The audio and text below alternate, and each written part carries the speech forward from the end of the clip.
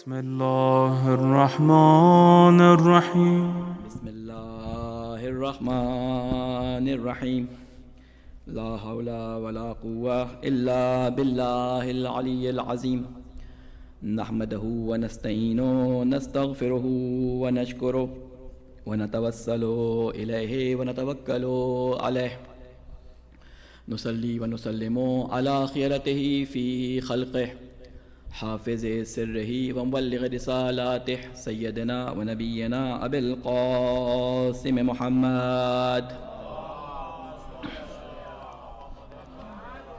وعلى أهل بيته الطيبين الطاهرين المعصومين سيما بقية الله في الأرضين. قال الله تعالى في كتابه المبين وقوله الحق أعوذ بالله من الشيطان اللعين الرجيم لقد أرسلنا رسلنا بالبينات وأنزلنا معهم الكتاب والميزان ليقوم الناس بالقسط وأنزلنا الحديد فيه بأس شديد ومنافع للناس وليعلم الله من ينصره ورسله بالغيب إن الله قوي عزيز صدق الله العلي العظيم. صلوات بجے محمد وعلى محمد. السلام علیکم ورحمۃ اللہ وبرکاتہ. قبلہ اجازت. سب سے پہلے تو بہت معذرت چاہتا ہوں کہ قبلہ کی موجودگی میں مجھے آپ لوگوں کی سمع خلاشی کا حکم دیا گیا ہے. بس اس حکم کی وجہ سے آپ کے سامنے موجود ہوں. اس کی پہلے سے پیشگی قبلہ سے معذرت چاہتا ہوں، اور اپنے تمام بزرگان کے ساتھ بھی میں ہمیشہ یہ کہتا ہوں کہ علماء اور بزرگان کے سامنے میں صرف سبق دہراتا ہوں. میرا جو گفتگو کا ذریعہ یا گفتگو جو مخاطب ہوتے ہیں وہ میرے ہم سن اور میرے کم سن بھائی ہوتے ہیں، اس لیے ان کے لیے زیادہ تر میری گفتگو ہوتی ہے. بزرگان کے سامنے بس ایک سبق دہرانے والی بات ہے، اس لیے اپنی بزرگواری کی وجہ سے وہ مجھے معاف فرمائیں گے. ہماری گفتگو جو ہم نے ان 3 دنوں کے لیے جس موضوع کا انتخاب کیا اپنی گفتگو کے اندر، وہ ہے سفیران کربلا. اور اسی موضوع کے تحت کل میں نے آپ کے سامنے کچھ باتوں کو پیش کیا، اور اس میں میں نے پورا ایک بیک گراؤنڈ بتایا کہ کربلا واقع ہونے کے کیا کیا جو ہیں وہ علتیں تھیں، کس وجہ سے کربلا کا یہ واقعہ پیش آیا، اور میں نے پوری آپ کے سامنے ایک ڈیٹیل بیان کی. اس سے پہلے کہ میں اپنے موضوع سے کنیکٹ ہوں، 2 باتیں آپ لوگوں کے سامنے جو ہے وہ بیان کرنا چاہتا ہوں کہ اصل میں کربلا ہے کیا. آپ کو معلوم ہے کہ کربلا کی یاد منانے کا ہمیں بہت زیادہ جو ہے حکم دیا گیا کہ اس کی یاد کو منایا جائے. کربلا جو ہے وہ کوئی ایسا اوکیزن نہیں ہے کہ ہم خدا نخواستہ اپنے ذہنوں میں یہ رکھیں کہ یہ امام حسین علیہ السلام کی نعوذ باللہ برسی ہے. نعوذ باللہ تو نہیں کہنا چاہیے، لیکن یہ ہم برسی کے طور پہ نہیں مناتے ہیں. کربلا کی یاد ہم برسی کے طور پہ نہیں مناتے. جس طرح ہم لیلۃ القدر کو مناتے نہیں ہیں، بھلے کیا کرتے ہیں، ہم لیلۃ القدر کے اندر اپنی زندگی گزارتے ہیں. لیلۃ القدر کو ہم یعنی درک کرنے کی کوشش کرتے ہیں. بالکل کربلا بھی منانے کی چیز نہیں ہے، کربلا بھی یاد کی چیز نہیں ہے، بلکہ کربلا وہ زندہ حقیقت ہے کہ جو ہمیں دعوت دے رہی ہوتی ہے کہ ہم اس مشن میں اس کے ساتھ شامل ہو جائیں. تو کربلا آج بھی اسی طرح زندہ ہے جس طرح کربلا 1400 سال پہلے منعقد ہوئی تھی. اور میں نے اپنی گفتگو میں ایک جگہ یہ بیان کیا تھا کہ جس طرح کربلا کا ایک واقعہ 1400 سال پہلے پیش آیا، کربلا کا ایک ماضی ہے، کربلا کا ایک حال ہے، اور کربلا کا ایک مستقبل ہے. ماضی کل میں نے آپ کے سامنے بیان کیا کہ کس طرح آدم علیہ السلام سے لے کر حضرت نوح، حضرت موسیٰ اور تمام لوگوں نے مختلف طریقوں سے ان کو کربلا یاد کروایا گیا. اس کے بعد رسول اکرم صلی اللہ علیہ وسلم نے کس طرح سے کربلا کے بارے میں امام حسین علیہ السلام کو تیار کیا، ان کی شہادت کے بارے میں پیشن گوئی کی. کچھ سوال میں نے آپ کے ذہنوں میں جو ہیں وہ ڈالنے کی کوشش کی تھی، اور ان کا جواب جو ہے وہ کل تفصیل سے بیان کیا تھا. میں اس کو ریپیٹ نہیں کروں گا جوابوں کو، صرف سوال ایک دفعہ دہرا رہا ہوں تاکہ جو لوگ کل موجود نہیں تھے ان کے ذہنوں میں وہ چیزیں جو ہیں وہ دوبارہ سے عیاں ہو جائیں. ان سوالوں کو دہرانے سے پہلے ایک چیز ذہن میں رکھیں کہ کربلا ہم نے کل آپ کے سامنے جو بیان کیا تھا اس میں ہم نے یہ کہا تھا کہ اصل میں ہم یہ دیکھیں گے کہ کربلا میں یزید اور حسین 2 کردار نظر آتے ہیں، یا دوسرے الفاظ میں کہوں یزیدیت اور حسینیت ہمیں نظر آتی ہے. اب شروع یہ کب ہوئی کربلا، کیسے ہوئی، اس میں نے سوال کیا تھا آپ کے سامنے کہ یزید نے بیعت کا سوال کیوں کیا تھا، اس کا جواب میں نے آپ کو تفصیلی دیا تھا، اور امام نے بیعت سے کیوں انکار کیا تھا، دونوں جوابات آپ کو تفصیل سے کل میں نے دیے ہیں۔ پھر اس کے بعد ایک سوال ہم نے یہ کیا تھا، کیا امام انکار بیعت کے عواقب سے، اس کے نتیجے سے ناواقف تھے؟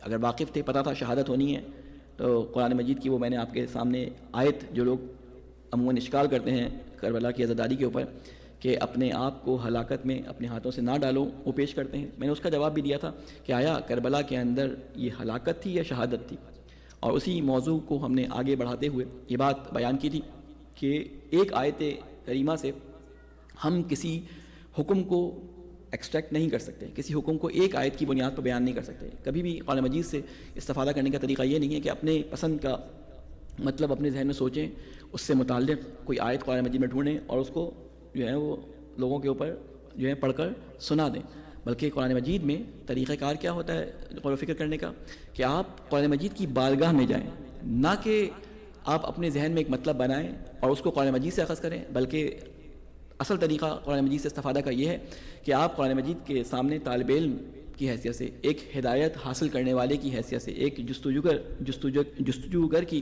حیثیت سے جو ہے وہ قرآن مجید کے سامنے جائیں، قرآن مجید کو پڑھتے جائیں اور اس سے ہدایت دیتے جائیں، نہ کہ اپنے نظریات کو قرآن سے ثابت کرنے کی کوشش کریں۔ قرآن سے نظریات بنائے جاتے ہیں، اپنے نظریات کو قرآن سے ثابت وہ بعد کا مرحلہ ہوتا ہے، تو یہ طریقہ ہوتا ہے۔ تو بعض باتیں میں نے آپ کے سامنے کل بیان کی کہ اللہ تعالیٰ قرآن مجید میں ایک اور جگہ فرماتا ہے کہ تم ان لوگوں کو جو اللہ کی راہ میں شہید ہوئے ہیں ان کو مردہ نہ کہو، بلکہ وہ اللہ کے نزدیک رزق کھاتے ہیں، وہ شہید ہیں، شہادت میں نے بیان کیا۔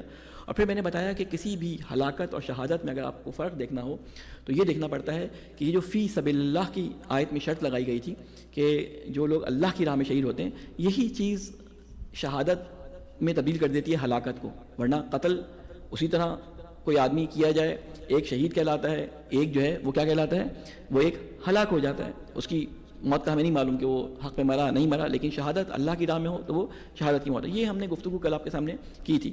اب سوال ہمارا یہاں تھا کہ اب کربلا کو ہم منا کیوں نہیں؟ امام حسین نے یہ کام کر دیا بالکل پرفیکٹ، امام حسین کو جو ہے وہ اللہ تعالیٰ نے معمولی اس کام کے لیے کیا تھا۔ آپ اپنے ذہنوں میں ایک چیز جو ہے وہ دہرائیں کہ دیکھیں کربلا اللہ تعالیٰ کی اسکیموں میں سے، تکمیل انسانیت کی اسکیموں میں سے ایک اسکیم ہے۔ اللہ تعالیٰ نے اس دنیا کو پیدا کس لیے کیا کہ اس کو کمال تک، انسانیت کی تخلیق جو اس نے کی ہے، انسان کی تخلیق جو کی ہے اس کو کمال تک پہنچائے۔ تو تکمیل انسانیت کے لیے اللہ تعالیٰ نے بہت ساری اسکیمیں بنائیں، ان تکمیل کی اسکیموں میں سے ایک اسکیم کربلا ہے، اور اس کربلا کے لیے بہت سارے اللہ تعالیٰ نے میسیجز اپنے انبیاء کے ذریعے، جبرائیل کے ذریعے، رسول اکرم کے ذریعے، امام حسین سے پہلے جو آئمہ گزرے تھے بی فاطمہ کے ذریعے، ان تمام کے ذریعے نہ بے عنوان کربلا بلکہ بے عنوان مقصد کربلا، یعنی کیوں کربلا برپا ہوگی، یہ چیزیں پہلے سے بیان کرنا شروع کی۔ یعنی دوسرے الفاظ میں اگر میں یوں کہوں کہ یہ سارے کے سارے سفیران کربلا تھے، یعنی سفیر اسے کہتے ہیں کہ جو پیغام کو دوسری جگہ پہنچائے۔ میں آپ کے سامنے بس دو تین باتیں جو تھوڑی سی علمی ہیں وہ پہلے بیان کر دوں، پھر تفصیل سے ان چیزوں کو بیان کروں گا کہ لغت میں اگر ہم تفسیر کے معنی یا اصطلاح میں ہم تفسیر کے معنی کرنا چاہیں تو عرب اس کو اس طرح سے معنی کرتے ہیں کہ السفیر من یرسلہ الملک الی غیرہ لیبلغ رسائلہ او یتفاہم معہ، یعنی سیاسی اور دینی اصطلاح میں سفیر ایسے شخص کو کہا جاتا ہے جو کسی بادشاہ، امام، ہم امام کا اس میں اضافہ کر رہے ہیں یعنی جو ملک یہاں پہ لفظ استعمال ہوا ہے، یا قوم کی نمائندگی کرتے ہوئے کسی دوسرے فریق کے پاس بھیجا جاتا ہے تاکہ اس کے پیغام یا موقف اس تک پہنچائے۔ یعنی سفیر پیغام لے جانے والا، دوسرے الفاظ میں کہہ رہا ہوں کہ پیغمبر یا پیامبر، پیغام پہنچانے والے کو اگر دوسرے لفظ میں استعمال کیا جائے، نبی یا رسول کے لیے یہ لفظ کامن ہو سکتا ہے۔ انبیاء بھی اللہ کا پیغام پہنچانے آتے ہیں، وہ بھی ایک طرح سے اللہ کا پیغام بندوں تک پہنچا رہے ہوتے ہیں، ان کو بھی سفیر کہا جا سکتا ہے، لیکن اللہ نے ان کے لیے نبی کا لفظ استعمال کیا۔ لیکن سفیر کا لفظ عمومی ہم استعمال کرتے ہیں جسے آپ ایمبیسڈر کہتے ہیں انگلش میں، جو بچے سفیر نہ سمجھ رہے ہوں، ایمبیسڈر یعنی ایمبیسڈر کے کچھ شرائط ہوتے ہیں اور اس کے کچھ حقوق ہوتے ہیں۔ شرائط میں سے ایک شرط ایمبیسڈر کی جو بیان کی جاتی ہے، میں اب اس کو اسلامک پرسپیکٹو میں بتا رہا ہوں کہ ایک شرط یہ ہوتی ہے اس سفیر کی کہ یہ مکمل اور قابل بھروسہ ہو، اور یہ ساری جو میں آپ کے سامنے پوائنٹس بیان کر رہا ہوں، یہ سارے پوائنٹس یہ روایات سے اور ائمہ نے مسلمان کے جملات سے اخذ کیے گئے ہیں۔ پہلا کام کیا ہوتا ہے کہ وہ مورد میں اعتماد ہو، قابل بھروسہ ہو۔ دوسری چیز دینی اور دنیاوی معاملات سے واقف ہو، ٹھیک ہے۔ اگر ایک اسلامی ملک کا یا اسلامی شخص کا سفیر بن کے اس کا پیغام بردار بن کے جا رہا ہے تو اس کے اندر یہ کوالٹیز ہونی چاہیے۔ دوسری چیز موقع پر فیصلہ کرنے کی اس میں صلاحیت ہو، یعنی موقع پہ کیا سچویشن ہے، ایسا نہ ہو کہ وہ انتظار کرے کہ وہ وہاں پہ کیا ہوا، یہ صلاحیت اس کے اندر موجود ہو۔ اور پیغام رسانی کرنے والے کی صلاحیت، پیغام رسانی کی صلاحیت رکھتا ہو، ایسا نہ ہو کہ آپ کسی بھی شخص کو بھیج دیں وہ بیچارہ پیغام کو صحیح طرح ڈیلیور نہ کر سکے، یعنی آپ کی بات کو ایز اٹ از، کہ اس میں معنی کے لحاظ سے یا الفاظ کے لحاظ سے تبدیلی نہ ہو، کم از کم معنی کے لحاظ سے تبدیلی نہ ہو، وہ پیغام کو پہنچا دے کسی بھی حکومت کے یا کسی بھی شخص کے جس کی طرف سے وہ پیغامبر بنا کر یا سفیر بنا کے بھیجا گیا ہے۔ تو یہ سفیر کی کچھ کوالٹیز ہیں جو اس میں ہونی چاہیے۔ اب دنیا بھر میں آپ یہ ایک انٹرنیشنل قانون ہے، اور یہ اس تمدن میں جس میں آپ ترقی یافتہ تمدن کے جسے کہتے ہیں بقول یہ کہ ترقی یافتہ تمدن ہے، اس میں زندگی گزار رہے ہیں، اس میں صرف یہ سفیر کے حقوق نہیں تھے بلکہ اس سے پہلے جو ہم عرب جاہلیت کے دور میں دیکھ لیں، بلکہ اس سے بھی پہلے وہ جو مصر اور یونان باستان کہیں پہ بھی آپ دیکھ لیں، سفیر کے حقوق میں سے ایک حق جو کامن تھا وہ یہ کہ سفیر کی جان و مال جو ہے وہ محفوظ ہوتا تھا۔ یعنی آپ کی کسی سے کتنی بھی دشمنی ہو، کسی قوم سے، کسی شخص سے، کسی بادشاہ سے، لیکن اس کی طرف سے جو پیغام پہنچانے والا سفیر ہوتا ہے اس کو آپ نہیں مارتے، کیوں کہ وہ سفیر کے ساتھ جو آپ انجام دیتے ہیں کام، گویا کہ آپ نے وہ کام اس حکومت کے ساتھ، اس شخص کے ساتھ انجام دیا۔ اگر آپ نے اس کی بے حرمتی کی، اس کے ساتھ بدتمیزی کی، تو گویا آپ نے اس حکومت کے ساتھ بدتمیزی یا اس کی بے حرمتی کی۔ اور کی جائے کہ آپ اس کو قتل کر دیں تو اس کا مطلب ہے کہ آپ کھلم کھلا اس شخص یا اس حکومت یا اس پارٹی جو دوسری طرف جس کی طرف سے سفیر آیا ہے اس کو آپ ڈینائی کر رہے ہیں، اور بین الاقوامی قوانین کو آپ اپنے پیروں تلے روند رہے ہیں، یعنی بین الاقوامی عدالت میں آپ کے اوپر کیس چلنا چاہیے۔ تو یہ سفیر کے حقوق میں سے ایک حق جو کامن ہے، وہ بہت سارے حقوق میں سے یہ حق اس کا کامن ہے۔ لیکن ہم دیکھتے ہیں کہ ہمارے اسلام کے اندر، ہمارے جو مذہب کے اندر، ہم سفراء کی جو تاریخ دیکھتے ہیں وہ بہت ہی مظلوم واقع ہوئے ہیں۔ آپ رسول اکرم صلی اللہ علیہ وسلم کے سفیروں کو دیکھیں جو رسول اکرم کے خط لکھے گئے، تو بعض نے تو ان کے ساتھ بڑے اچھے طریقے سے پیش آئے، جیسے حبشہ کا بادشاہ، اس نے بڑے اچھے طریقے سے آؤبھگت کی، لیکن بعض نے جیسے قیصر جو ایران کا بادشاہ تھا، اس نے کیا کیا، خسرو جو ایران کا بادشاہ تھا، اس نے کیا کیا کہ رسول اکرم صلی اللہ علیہ وسلم کے خط کو پھاڑ دیا، ٹھیک ہے، اور اس کے بعد ایک مٹی تھیلی میں بھر کے کہا کہ یہ اپنے جا کے جس نے تمہیں بھیجا ہے محمد رسول جس کو تم کہتے ہو اس کو جا کے دے دینا۔ اس نے بدتمیزی کی، تو سفیر کے ساتھ بدتمیزی گویا کہ اس شخص کے ساتھ بدتمیزی شمار کی جاتی ہے۔ آگے اگر ہم اس تاریخ کو چلائیں تو دیکھتے ہیں کہ خود میں زیادہ جلدی سے موضوع کے نزدیک آ جاؤں کہ امام حسین علیہ السلام کے ساتھ ان کے سفیروں کے ساتھ کیا ہوا۔ پہلے سفیر جو امام حسین کے ساتھ ہمیں نظر آتے ہیں وہ کون ہیں؟ آپ کے ذہنوں میں یقیناً نام آیا ہوگا، مسلم بن عقیل، یعنی پہلے سفیر ہیں امام حسین کے، یا قیس بن مصہر جو بعد میں جو کوفہ گئے ہیں۔ یہ ان کے ساتھ ظلم کیا ہوا کہ ان کو شہید کر دیا گیا۔ آپ یقین کریں وہ ساری کوالٹیز جو آپ کو میں نے بیان کی، وہ کوالٹیز پائی جاتی تھی ان سفیروں کے اندر۔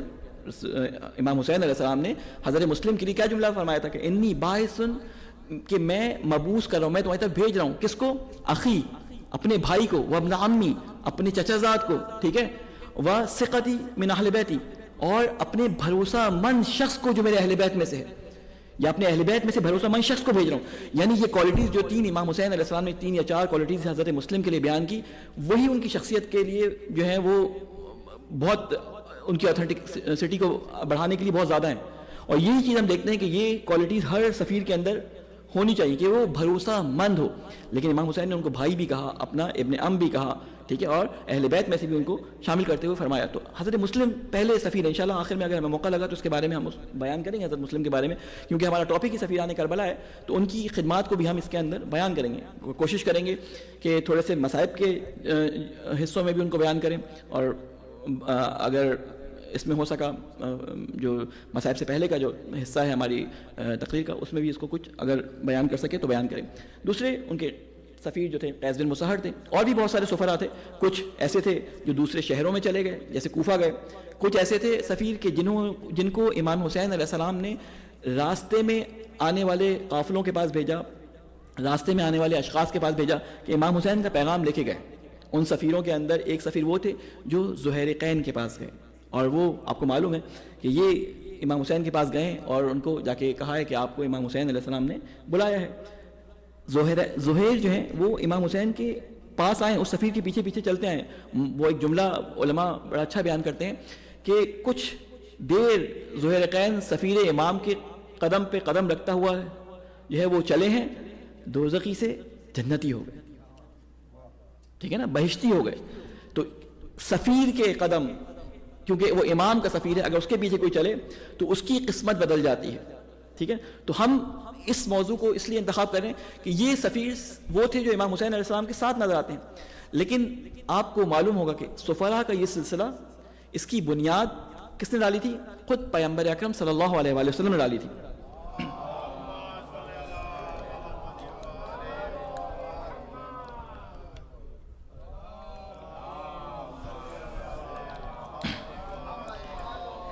کہ جب آخری اپنے خطبے کے اندر اپنے خطبے کو تمام کر لیا تو رسول اکرم صلی اللہ علیہ وسلم نے کیا فرمایا تھا کہ جو لوگ موجود ہیں وہ ان لوگوں کو جو موجود نہیں ہیں میرے پیغام کو پہنچا دیں. یعنی تم سب کے سب جو 1,00,000 کچھ ہزار لوگ وہاں موجود تھے, تم سب کے سب سفیر ہو میرے, پیغام بر ہو میرے, پیغام پہنچانے والے ہو میرے پیغام کے حامل ہو. تم نے یہ دین کا پیغام کہاں تک پہنچانا ہے؟ آئندہ آنے والی نسلوں تک اس دین کے پیغام کو پہنچانا ہے. تو اصل میں دین کا پیغام تھا جو پہنچانے کے لیے تمام یہ لوگ نکلے. انہی لوگوں میں سے آپ کو معلوم ہے کہ بہت سارے لوگ جو ہیں بعد میں انحراف کا شکار, ان کو بنایا تو پیغمبر, بنایا تو سفیر گیا تھا, لیکن بعض لوگوں نے سفارت کا حق اچھی طرح ادا نہیں کیا. بعض لوگوں نے, جو کل میں نے آپ کو سامنے بیان کیا تھا کہ مایوسی کی وجہ سے وہ کچھ کر تو نہیں سکے, کل میں نے آپ کے سامنے تفصیل سے بیان کیا کہ مایوسی کی وجہ سے وہ کچھ کر تو نہیں سکے, لیکن انہوں نے کیا کیا کہ دین کے اندر انحرافات پیدا کرنے شروع کر دیے, دین کو منحرف کرنے کی کوشش کی. کیونکہ وہ اسلام میں رہتے ہوئے کفار کی تبلیغات یا مشرکین کی تبلیغات یا وہ والی تعلیمات جو ہیں وہ وہاں بیان نہیں کر سکتے تھے کھل کر. تو انہوں نے اسلام کے لباس کے اندر ہی اسلامی عبادات, اسلامی تعلیمات میں کچھ جو ہے تبدیلیاں پیدا کرنی شروع کی. اور وہ حکم جو حدیث میں ہمیں ملتا ہے کہ حلال محمد تابد حلال ہے اور حرام محمد تابد حرام ہے, یعنی جو رسول اکرم صلی اللہ علیہ وسلم نے اپنی زندگی میں حلال کر دیا اس کو نہ کوئی حرام کر سکتا ہے, اور جو انہوں نے حرام کر دیا اس کو کوئی حلال نہیں کر سکتا. یعنی حرام کو حلال نہیں کر سکتا, حلال کو حرام نہیں کر سکتا. تو جو ان کے زمانے میں ہو گیا. لیکن ہم دیکھتے ہیں کہ ہمیں ملتا ہے کہ کچھ لوگوں نے جو ہے وہ بعد میں اس حرام اور اس چیز کو کہ یہ حرام ہے اس میں تبدیلیاں کی کہ اللہ تعالیٰ کے رسول نے مثلا فلاں چیز کو جو ہے وہ حلال قرار دیا تھا لیکن میں اس کو حرام قرار دیتا ہوں, ٹھیک ہے نا.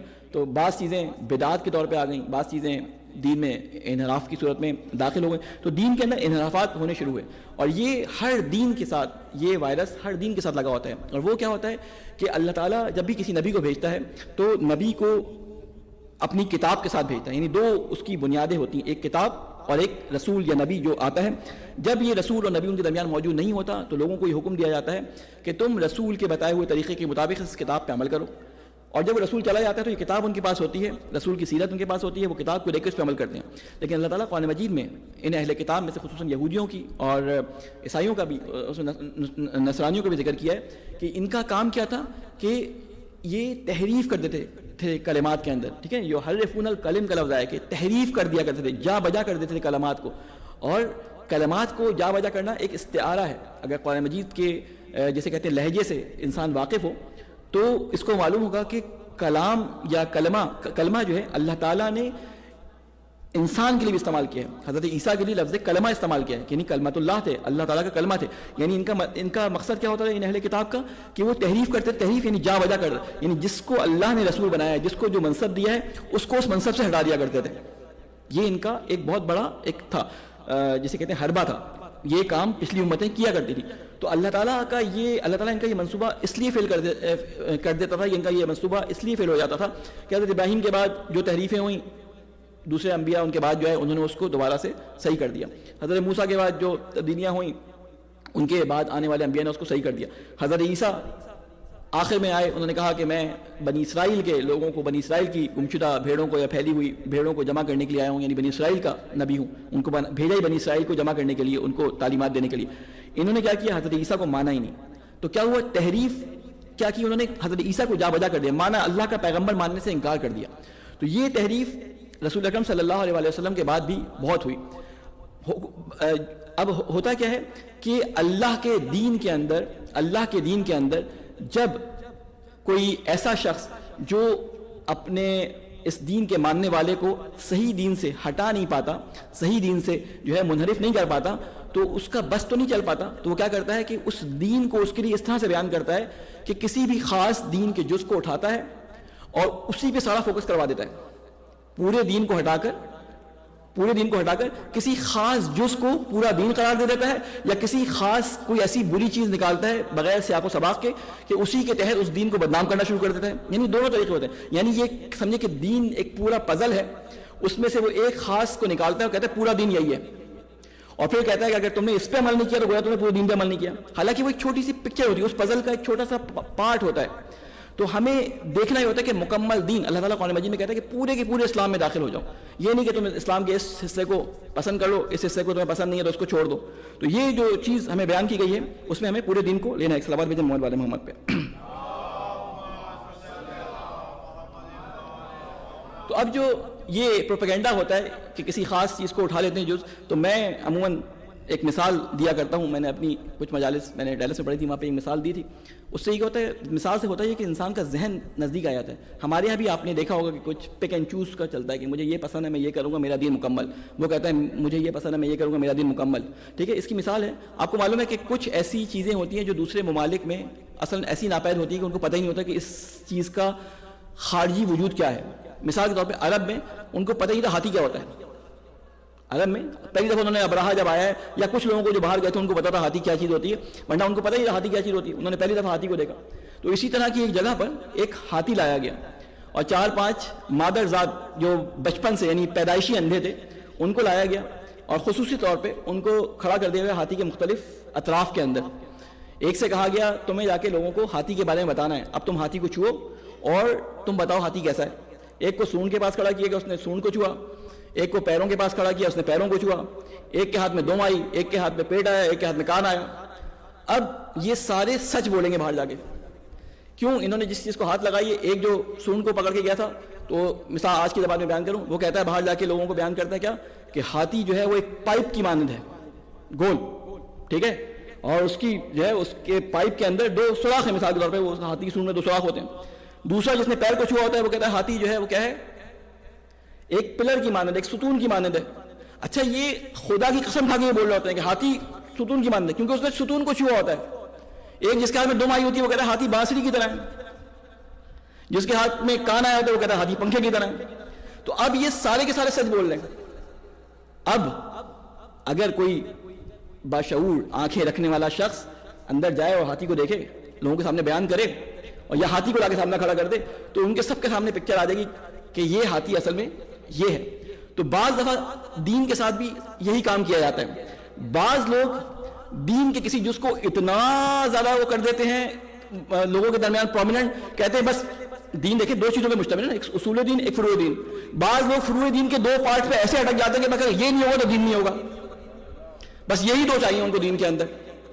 بعض لوگ ہوتے ہیں ٹھیک ہے نا, مثلا عزاداری اور مثلا فروع دین کے اندر عزاداری بھی فروع دین میں مثلا آپ شامل کرتے ہیں اگر, تو آپ کیا کرتے ہیں کہ آپ کہتے ہیں 2 ہی وہ جو پارٹ ہے انہی پر ہم نے پورے دین کو فوکس کرنا ہے, وہی ہے. یعنی وہ کیا کرتے ہیں الٹرنیٹ قرار دیتے ہیں دین کا ان 2 پارٹس کو جو فروع دین کے اندر.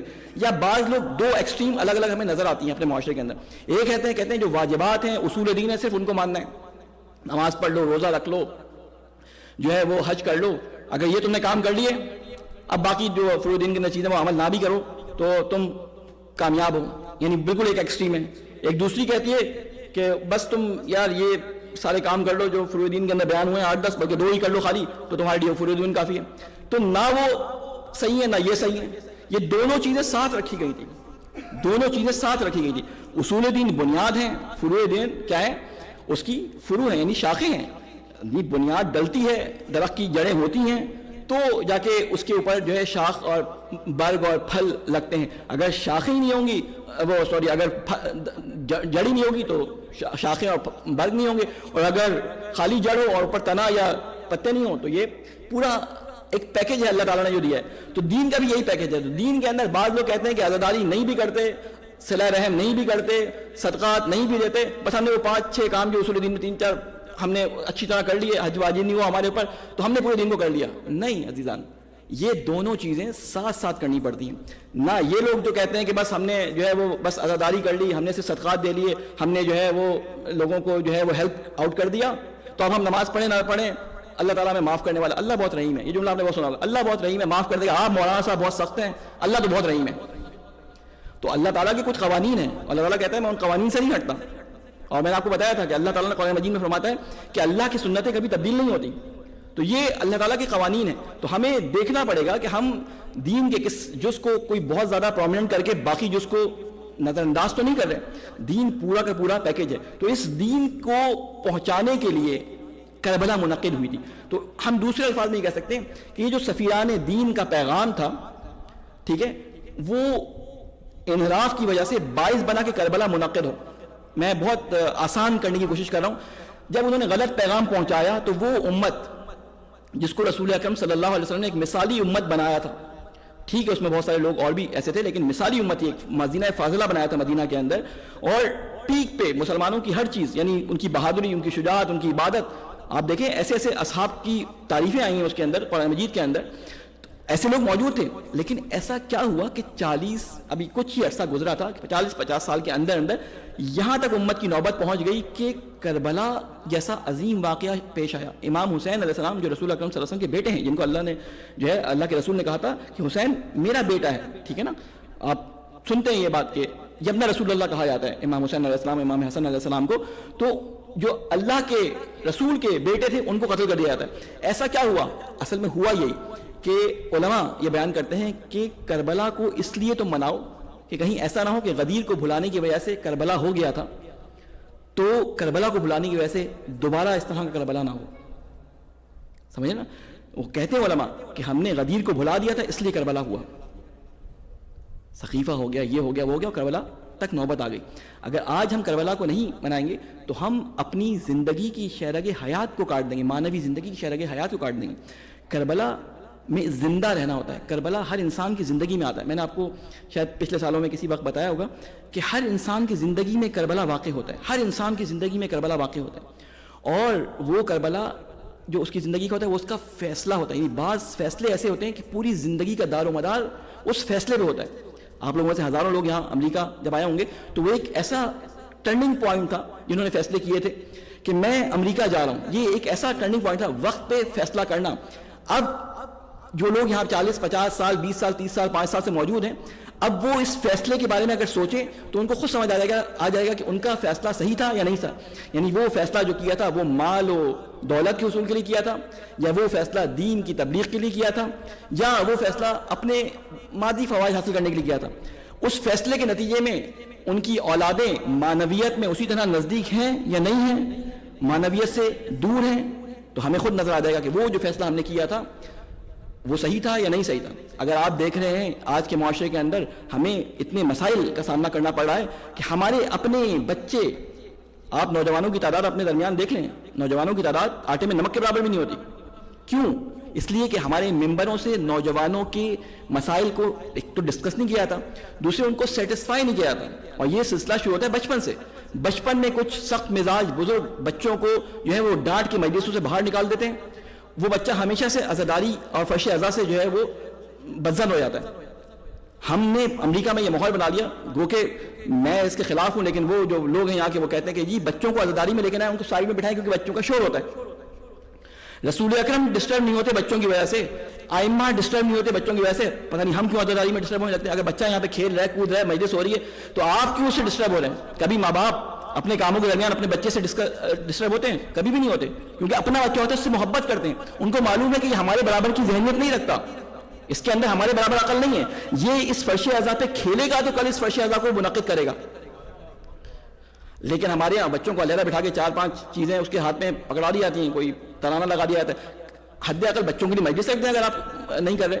لیکن بہرحال اور میرا بھی ٹاپک وہ نہیں ہے. تو کہنے کا مقصد کیا کہ ہمیں اپنی زندگی میں ہر جگہ کربلا ہماری زندگی میں آتی ہے, اور اس صحیح وقت پہ صحیح فیصلے کو ہم کہتے ہیں کہ یہ ہماری زندگی کی کربلا تھی. دیکھیں کوفہ والے کون تھے؟ امام حسین علیہ السلام کے چاہنے والے تھے. امام علی علیہ السلام جب وہاں پہ آئے ہیں 4 سال آپ نے وہاں پہ حکومت کی ہے تو اپنے ساتھ بہت سارے لوگوں کو لے کے آئے تھے. ان میں بہت سارے اصحاب تھے, بہت سارے قاری قرآن تھے, بہت سارے بڑے بڑے بزرگ شخصیت تھی, علماء تھے اس کے اندر. تو ان لوگوں میں سے سارے کے سارے امام علی کو ایز اے امام نہیں مانتے تھے, ایز اے خلیفہ مانتے تھے. امام کے ساتھ تھے ایز اے خلیفہ, نہ کہ امام. تو ان میں بہت سارے ایسے لوگ تھے جو امام کے ساتھ جنگوں میں لڑے تھے لیکن امام کو امام نہیں مانتے تھے. ٹھیک ہے, تو یہ ذہن میں رکھیے گا. لیکن انہوں نے اتنی جرأت کی کہ انہوں نے بلایا امام حسین علیہ السلام کو. اور کیسے بلایا؟ ہم بھی تو امام کی حفاظت کی دعا کرتے ہیں اور امام زمانہ کے لیے پڑھتے ہیں نا, اللہم کل ولی, اور دعائے فرج پڑھتے ہیں کہ جلد از جلد امام کا ظہور ہو. انہوں نے وہ دعائے فرج نہ صرف پڑھی بلکہ لکھ کے امام کو بلا بھی لیا, اور ان کے بلاوے پہ امام چل بھی رہی اپنی جگہ سے. ٹھیک ہے, ان کے بلاوے پہ امام چل بھی رہی ہے جگہ سے. یعنی ان کی کتنی طاقت تھی ان کی دعاؤں کی, ان کی حاجتوں کی, ان کی طلب کی, کہ امام نے اپنے سفیر کو بھیجا اور سفیر کے کہنے پر چل دیے. اب ہم اپنے بارے میں سوچیں کہ وہ لوگ جو کربلا میں کوفہ کے اندر موجود تھے, امام کے نائب کو جسے کہتے ہیں جھٹلانے کی وجہ سے یا اس کا ساتھ نہ دینے کی وجہ سے ان کے اوپر ایسی پھٹکار پڑی کہ وہ امام کا ساتھ بھی نہیں دے سکے. پسپائی اختیار کرتے چلے گئے کہ چلو یہ تو امام نہیں ہے, اس کی بات نہیں مانو, اس کو چھوڑ دو, یہ چلو پکڑا جائے گا لیکن امام تو محفوظ ہیں. لیکن ہمیشہ اسلام کے لیے پسپائی اختیار کرنے والا ہمیشہ ذلیل و رسوا ہوتا ہے. جس نے پسپائی اختیار کی ظالم کے سامنے وہ ذلیل و رسوا ہوگا. آج کے زمانے میں آپ نے دیکھ لیا کہ جو پسپائی اختیار کر گئے وہ رسوا ہو گئے, اور جس نے اپنا سینہ تان کے جو ہے دشمن کو للکارا وہ آج بھی دنیا میں سربلند نظر آتا ہے. تو کربلا 1400 سال پہلے قید نہیں کیا سکتا کربلا کو کربلا کے اندر. تو پھر اس کے بعد وہی لوگ جو کوفہ سے اٹھے تھے, سعید جیسے, حبیب جیسے, زہیر جیسے, یہ امام حسین سے مل گئے اور شہید ہو گئے. یعنی امام حسین کے ساتھ لڑنے والے جنہوں نے امام کو بلایا تھا, امام کے ساتھ شامل تھے, وہ صحیح وقت پہ صحیح فیصلہ کر کے امام کے ساتھ شہید ہو گئے. لیکن وہ لوگ جنہوں نے بلایا تھا, سلیمان بن سلب خزائی جیسے لوگوں نے جنہوں نے پہلا خط لکھا تھا امام حسین کو, وہ ناکام ہو گئے. کیوں؟ صحیح وقت پہ صحیح فیصلہ نہیں کر سکے. بعد میں خیال آیا, روئے حسرت سے, جسے کہتے ہیں اللہ کے سامنے گڑگڑائے. 1 سال بعد لڑنے کے لیے اسی طرح گئے جیسے کربلا والے گئے تھے, کفن پہن کے گئے. سارے اسی طرح جو ہے وہ قتل ہو گئے جیسے امام حسین کے جو ہے اصحاب قتل ہوئے تھے. لیکن کیا ان کا درجہ کربلا والوں کے درجات کے برابر ہو سکتا ہے؟ ہرگز بھی نہیں. کیوں؟ صحیح وقت پہ صحیح فیصلہ نہیں کر سکتے. کام وہی سارے ان کے ساتھ ہوئے, کام انہوں نے وہی کیا, لیکن صحیح وقت پہ صحیح فیصلہ نہیں کیا. اور یہی صحیح وقت پہ صحیح فیصلہ ہمیں اپنے امام کے نزدیک بھی کر سکتا ہے, آج کے حاضر امام کے, اور امام سے دور بھی کر سکتا ہے. یہی لوگ تھے, کربلا بلایا تھا اور ان سے جو ہے وہ امام کی نصرت سے انہوں نے پیچھے پسپائی اختیار کر لی تھی. کل امام کے ظہور کے بعد ہم میں سے ہی بہت سارے لوگ ہوں گے کہ جو امام کا انکار کر دیں گے. کیوں انکار کر دیں گے؟ وہ اس وجہ سے انکار کر دیں گے کہ امام جو دین ان کے سامنے بیان کریں گے وہ کہیں گے یہ تو ہمارے دادا نے کیا ہی نہیں تھا, لکھنؤ میں ہم اس طرح کیا کرتے تھے, امروہہ میں ہم یہ کرتے تھے, یہ ہمارا جو ہے وہ چچا نے بتایا تھا, یہ ہماری دادی اس طرح کی کام کرتی تھی. مولا تو اس کام کو سارے انکار کریں, آپ مولا ہیں ہی نہیں. آپ یقین کریں یہ ہوگا, اور ایسی بات نہیں پہلی دفعہ ہوگا, یہ پہلے ہوا ہے. یعنی یہ تاریخ اپنے آپ کو دہراتی ہے, پوری دنیا میں یہ سائیکل چلتے رہتے ہیں. تو یہ ہمیں پیغام کربلا کا اس لیے پہنچانا ہوتا ہے کہ کربلا ہمارے درمیان سے بھولے نہیں. ہمارے ہی بچے پہلے زمانے میں کرائٹیریا یہ ہوتا تھا, ان سے کہا جاتا تھا بھائی سادات لڑکی لے کے, اگر سید ہے تو کہتے تھے سادات لڑکی لے کے آنی ہے, اگر سید لڑکا ہے, سید لڑکی ہے تو اس کے لیے سادات لڑکے کا انتخاب کیا جاتا تھا. لیکن اب نوبت ہمارے اس معیار کی یہاں تک آ گئی ہے, ہم کہتے ہیں بھائی لڑکی لے کے آنا اگر لڑکے ہو تو. یہ آپ کے سامنے آپ اس مکھی کو جانتے بوجھتے نگل رہے ہیں, یہ آپ کے آج کے مسائل ہے. اگر آپ آنکھیں بند کر کے بیٹھ جائیں اور کہیں نہیں ایسا نہیں ہوتا, آپ ایسے ہی بول رہے ہیں, تو پھر آپ نے, میرا خیال ہے کہ اپنی آنکھوں پہ غلاف چڑھایا ہوا, آپ کو چاروں طرف نظر نہیں آ رہا. وہ گھوڑا دیکھا نا آپ نے کہ وہ جو اپنی آنکھوں پہ جو ہے وہ سائڈ میں لگایا تو اس کو سائڈ میں کوئی نظر نہیں آتا, تو سامنے نظر آتا ہے خالی. تو اگر آپ یہ سمجھتے ہیں کہ آپ کے گھروں کے درمیان آپ سے بڑا آپ لوگ نہیں ہیں, یعنی وہ تمام لوگ جو ان یورپین اور امریکن اور اس طرح کے ممالک کے اندر رہتے ہیں اور ان کے ہاں عزاداری نے ان کے بچوں پہ اثر نہیں کیا, یا ان کے ماں باپ نے ان کے ساتھ وہ حق ادا نہیں کیا جو عزاداری کی فرش پہ لانے کے لیے, عزاداری سے پیغام لینے کے لیے ان کو کرنا چاہیے تھا, تو ہم بھی جو ہے ان ناکام سفیروں میں ہیں کہ جو امام حسین علیہ السلام کے پیغام کو پہنچانے میں ناکام ہو گئے. ہم سب سفیران کربلا ہیں, ہم سب سفیران امام حسین ہیں. اصل میں کربلا کیا ہے؟ حفظ دین ہے, نبوت ارسال شریعت, ٹھیک ہے, ابلاغ شریعت کا نام ہے, اور امامت حفظ شریعت کا نام ہے. کوئی بھی امام آ کے کسی چیز کو جو حرام ہو حلال نہیں کر سکتا, ٹھیک ہے, اور نہ اس نے کیا اور نہ وہ چیز جو حرام ہے اس کو حلال کر دے. یعنی کوئی امام یہ نہیں کرتا. امام کام کیا کرتا ہے؟ امام کا کام یہ ہوتا ہے کہ وہ اسی شریعت کو جو اللہ کے رسول نے, اللہ کے آخری رسول نے بیان کی ہے, اسی شریعت کی جو ہے وہ آگے جو ہے اس کو امپلیمنٹ کر کے لوگوں کو بتاتا ہے، اس کو پھیلاتا ہے، مختلف طریقے اس زمانے کے لحاظ سے ان کے لیے اس دین کو بتاتا ہے کہ تم اس دین کو اس حالات میں کیسے اپنے لیے راہ ہدایت بنا سکتے ہو. تو یہ کام ہے دین کا، اور یہی کام ہے کربلا کا. کربلا اسی چیز کا جو ہے وہ نام ہے، صلوات بھیجے محمد والے محمد پہ.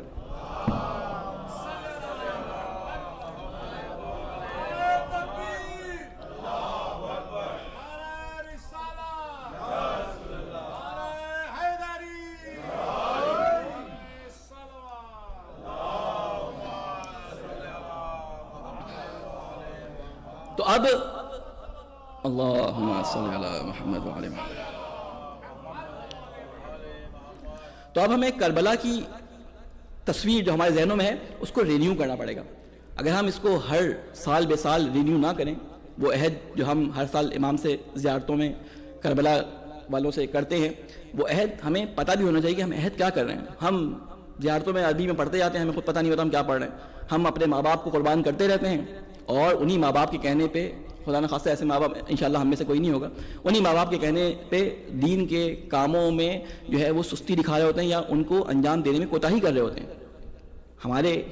میرے سامنے تو بہت سارے مسائل اس طرح کے آتے رہتے ہیں، سوالات آتے ہیں کہ وہ کہتے ہیں کہ مولانا صاحب بچے کا بہت امپورٹنٹ امتحان ہے، روزہ نہیں رکھ سکتا، وہ 17-18 سال کا ہے، روزہ نہیں رکھ سکتا. کیوں؟ اس لیے کہ بہت امپورٹنٹ امتحان ہے، اگر امتحان اس نے نہیں دیا تو مستقبل تاریک ہے اس کا، اور یہ فائنل چانس ہے اس کا. تو میں نے اس کو روزہ چھڑا دیا. تو اب بتائیں کہ کمپرومائز کر گیا وہ دین کے اندر. اور میں نے آپ سے بتایا تھا جو دین میں کمپرومائز کرتا ہے وہ پھر کمپرومائز ہی کرتا چلا جاتا ہے پستی میں. یہ وہ پھسلن ہے، ایسی پھسلن ہے دریا کے کنارے جس پہ کائی جمی ہوئی ہے. ایک دفعہ آپ اس سیدھے اسٹیج سے اس پھسلن والی سلوپ پہ آئے تو آپ اوپر نہیں پھسلیں گے، آپ نیچے ہی آئیں گے گڑھے کے اندر. ٹھیک ہے نا؟ تو پسپائی کہیں بھی اختیار نہیں کرنی. تو ہمیں کربلا کو دوبارہ ریویو کرنا ہے. امام تقی علیہ السلام کے پاس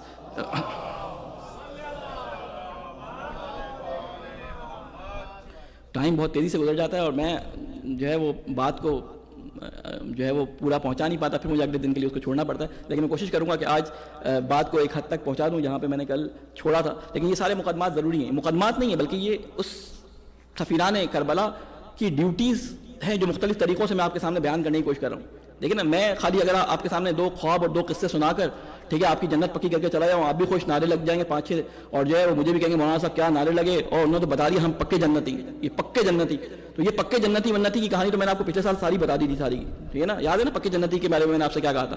تو اب یہ پکے جنتی اسی صورت میں جو قرآن کی کرائٹیریا دیا ہے. پکے جنتی اسی صورت میں جو رسول کی زبان سے نکلا ہوا کرائٹیریا ہے مومن کے بارے میں اور متقی کے بارے میں. پکے جنتی وہی ہیں جو بیوی فاطمہ کے معیار پہ اور بیوی امام حسین علیہ السلام کے معیار پہ اور باقی ائمہ علیہ السلام کے معیار پہ پورے اترتے ہیں. تو وہ ایک الگ ہے، ابھی اس پہ تو ہم جا ہی نہیں. ابھی تو ہم ایک انیشیل جو ہمارے اندر کوالیفیکیشن ہونی چاہیے اس کے لیے کر رہے ہیں. جس زمانے میں فتنے، کل میں نے آیت پڑھی تھی، جس زمانے میں فتنے ہوں اس زمانے میں فرض ہوتا ہے اس وقت کے مسلمان کا کہ وہ اپنے وقت کے امام کے پاس جائے اور اپنے عقائد کو جو تحریف ہوئے ہوئے چاروں طرف سے اس کو سننے میں مل رہے ہوتے ہیں وہ ان کو جا کے دہرائے اور ان سے پوچھے کہ آپ میرے ان عقائد پہ مہر تصدیق سب کریں. اگر یہ عقائد صحیح ہیں تو آپ بتائیں، اگر یہ عقائد صحیح نہیں ہیں تو آپ مجھے بتائیں تاکہ میں اس کی اصلاح کر لوں. تو جس طرح شاہ عبدالعظیم حسینی امام کے پاس آئے تھے اور انہوں نے اپنے عقائد ان کے سامنے بیان کیے تھے، اس کا اتنا زیادہ مرتبہ ہمیں بیان کیا گیا کہ ہمیں اگر آپ روایات میں ڈھونڈیں جا کے شاہ عبدالعظیم سے متعلق جو زیارت نامے میں لکھی ہوتی ہیں پر لکھی ہیں ساری روایات، کہتے ہیں کہ جو شخص معرفت کے ساتھ شاہ عبدالعظیم حسینی کی زیارت کرے رے کے اندر، ٹھیک ہے، تہران میں ان کی رے، پرانا نام اس کا رے ہے، جس کی حکومت کے لیے عمر سعد نے امام حسین علیہ السلام کا قتل کیا تھا، وہی حکومت، وہیں پہ ان کی دفن ہے. تو کہتے ہیں کہ جو شخص معرفت کے ساتھ شاہ عبدالعظیم حسینی کی جو ہے وہ زیارت کرے گویا کہ اس نے امام حسین علیہ السلام کی زیارت کر لی کربلا کے اندر. یعنی اتنا ثواب کو بیان کرنے کے لیے کمپیریزن دیکھیں کس سے کیا گیا، اور یہ کسی عام شخص نے نہیں کہا، یہ امام نے فرمایا ان کے بارے میں. ٹھیک ہے نا؟ تو کیا مقصد تھا؟ کیونکہ انہوں نے اپنے آپ کو اپنے عقیدے پہ وہ جو سنتے سنتے ان کے ذہن میں آ گیا تھا صرف اس پہ نہیں چلایا بلکہ امام کے سامنے ریویو کیا. پہلے زمانے میں ہوتا تھا کہ اپنے دین کو، اپنے عقیدے کو جا کے علماء سے بیان کرتے تھے، ائمہ سے بیان کرتے تھے. جب ائمہ نہیں ہیں تو اب ہمارے سامنے ان کے علماء موجود ہیں، دین کے علماء موجود ہیں، فقہاء موجود ہیں، ان کی کتابیں موجود ہیں. تو ہمیں ہمیشہ ٹیلی کرتے رہنا چاہیے قرآن سنت، اور جو اس میں سمجھ نہ آئے علماء سے سوال کریں. علماء ایسے علماء جنہوں نے اپنا وقت لگایا ہو، یہ نہیں کہ جو سینڈوچی علماء ہوتے ہیں 3-4 سال کے اندر بس امامہ باندھنا سیکھا اور جو 2-4 اصطلاحات سیکھی اور آ گئے، ان کی بات نہیں کر رہا، علماء کی بات کروں، میرے جیسے بھی علماء نہ ہوں، ٹھیک ہے، کہ بس خوبصورت سا لباس پہن کے اور امامہ لگا کے اور ٹپ ٹاپ سے آ کے بیٹھ گئے، نہیں، اس کی زبان سے پتہ چلے کہ بولنے والے کی زبان سے پتہ چلتا ہے. یہ آپ کہتے ہیں کسی کے بارے میں فلاں پی ایچ ڈی ہے، فلاں یوں ہے، فلاں یوں ہے، بولنا شروع کرتے ہیں پتہ چل جاتا ہے کہ کس میں کتنے پانی میں. خطابت ایک الگ چیز ہے، علم ایک الگ چیز ہے. علم کو پہنچانے کے لیے اس مجلس اعضاء کے اندر خطابت کو استعمال کیا جاتا ہے. یہ دونوں چیزیں بہت ضروری ہیں اس مجلس اعضاء کے لیے. لیکن اگر علم خطابت پہ قربان کر دیا جائے اور صرف خطابت کی خطابت رہ جائے تو پھر کسی کام کا نہیں نا یہ ممبر. یہ علم پہنچانا ہوتا ہے. علم آپ کسی بھی طریقے سے پہنچے، چاہے وہ مرثی کے ذریعے پہنچے، چاہے وہ اشعار کے ذریعے پہنچے، چاہے وہ خطابت کے ذریعے پہنچے، کسی طریقے سے تدریس کے ذریعے پہنچے، علم، پیغام امام، پیغام رسول، پیغام خدا پہنچنا چاہیے. تو اب ہمیں بھی آج کے موقع پہ اپنے اس سے دیکھنا پڑے گا. یہ جو کانسیپٹ ہمارے یہاں آ گیا ہے نا کہ عزاداری ہمارے یہاں کیوں کی جاتی ہے، وہی میں نے کہا نا کچھ حصہ عزاداری کیوں کی جاتی ہے کہ عزاداری میں جائیں گے، 2 آنسو بہائیں گے تو کیا ہوگا، اللہ تعالیٰ کی شفاعت اور گناہوں سے بخشش اور ہمارے رزق میں برکت. یہ بونسز ہیں، یہ بونسز ہیں، یہ مقصد نہیں ہے. یعنی عزاداری کا مقصد یہ نہیں ہے کہ گناہوں کی بخشش کے لیے مجلس کرنا جایا جائے، یا شفاعت حاصل کرنے کے لیے مجلس میں جایا جائے، یا جو ہے کھانے اور روزی کے اندر برکت کے لیے یا اولاد کی جاب کے لیے مجلس میں جایا جائے. یہ مقصد نہیں ہے. یہ بونسز ہے جو عزاداری میں جانے کی وجہ سے آپ کو خود بخود اللہ تعالیٰ دے دیتا ہے. عزاداری کا مقصد وہ ہے جو امام نے ہمیں بتایا ہے. ٹھیک ہے نا، امام بتائیں گے، جن کی عزاداری ہو رہی ہے وہ بتائیں گے کہ مقصد کیا ہے. تو ہم اس مقصد کو سمجھنے کے لیے تمام مجالس جتنی دنیا میں ہو رہی ہیں 1300-1400 سال سے، ساری اسی لیے ہوتی ہیں کہ وہ امام کے اس مقصد کو اس طرح سے لوگوں میں بیان کر دیں. دیکھیں اس طرح کا لفظ، اس طرح پہ غور کیجیے گا، اس طرح سے لوگوں میں بیان کر دیں کہ لوگوں کے اندر عمل میں ظاہر ہو جائے. اگر لوگوں کے عمل میں ظاہر نہ ہو، لوگ یہیں بیٹھے بیٹھے جو ہے وہ جوشیلے بن جائیں اور عمل میں ان کے ظاہر نہ ہو تو پھر بھی وہ ہدف پورا نہیں ہوا.